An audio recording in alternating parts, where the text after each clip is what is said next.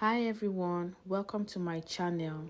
In today's video, I'll be showing you how I achieved this beautiful look from start to finish. So let's get right into it. But first, I'll be using the Blossom micellar water to remove excess dirt and oil from the face.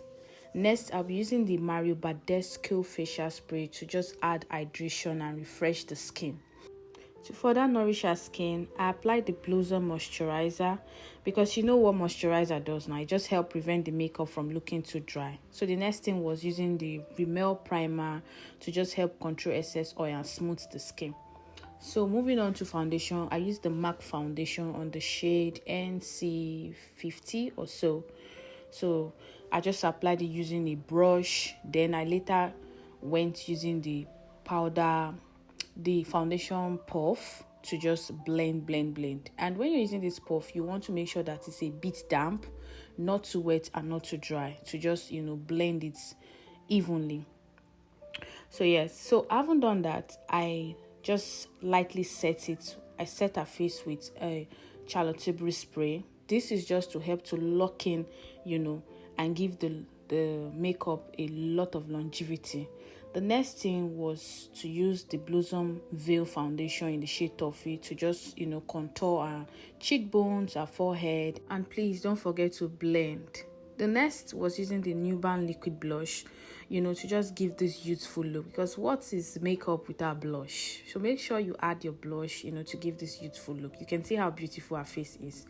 So for highlighting, I used the Too Faced Born This Way concealer on her under eye area and other high points of the face, just to brighten and lift, the overall look. So make sure you're using a damp sponge to make sure you blend seamlessly. Blending is the key to a beautiful makeup look. So blend. And when you're blending, do not add too much pressure. And when you're applying your concealer, you don't need too much. A little goes a long way. Make sure you blend seamlessly.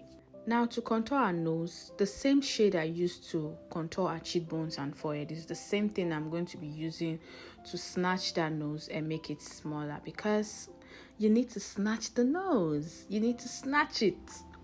Yeah, so you can see how I am blending without pressure. I am blending her under eye. See, if you don't blend, if you don't blend slowly and calmly, she's going to tear up. Your client is going to tear up. Now you can see how beautiful the skin is, even without powder.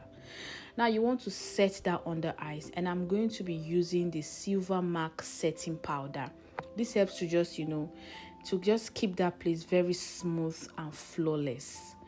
Now, when you're blending, you can actually use the V puff. We have a V-shaped puff, and we have the brush. So today I just decided to use the brush to just apply the setting powder. So for all over face, I had to use the V Beauty powder palette. I took a shade from it that is a perfect shade to apply all over our face. Then to contour our cheekbones and our forehead, there was a darker shade on the V Beauty palette that I used for her face to contour. And then for my blush application, I used the Annie's Beauty Cheek Orgasm Volume 1 because they now have Volume 2. So, and now to lock in or set your under eyes, because your setting powder can't stand alone, I went with using the Milani compact powder on the shade Light to just lock everything. And you can see how beautiful her face is looking. So once you're done with this, you want to set and lock everything up with using the setting spray. And I'm using the product by Tilbury setting spray. And then you want to take your fan to dry it.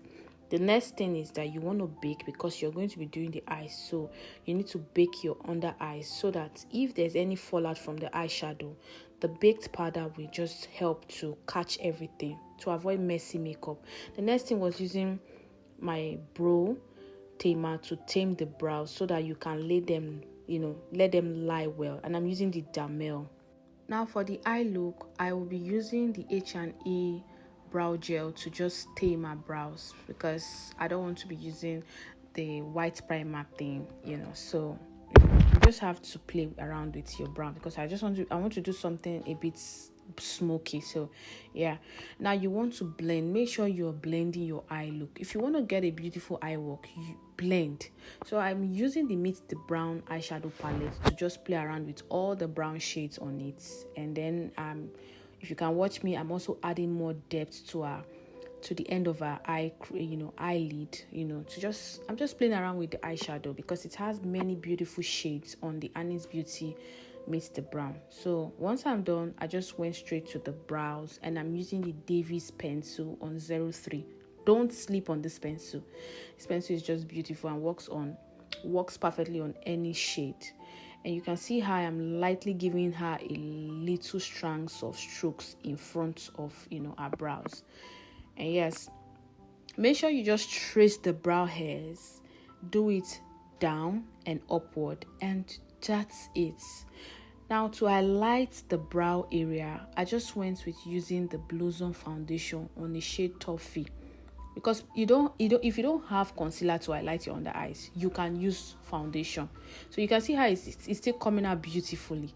So just use something that you can easily blend, and don't use a liquid concealer or foundation that is too light.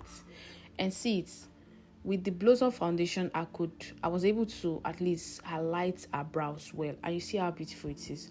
So every other places that is looking kind of that is giving this harsh line, just blend. So I didn't film the lip application for this look, but I finished with a red lipstick.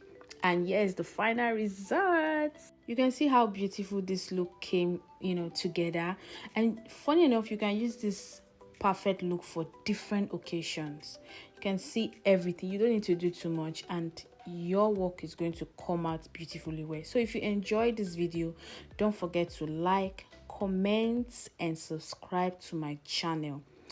Thank you so much for watching, and I'll see you in my next video. Mwah!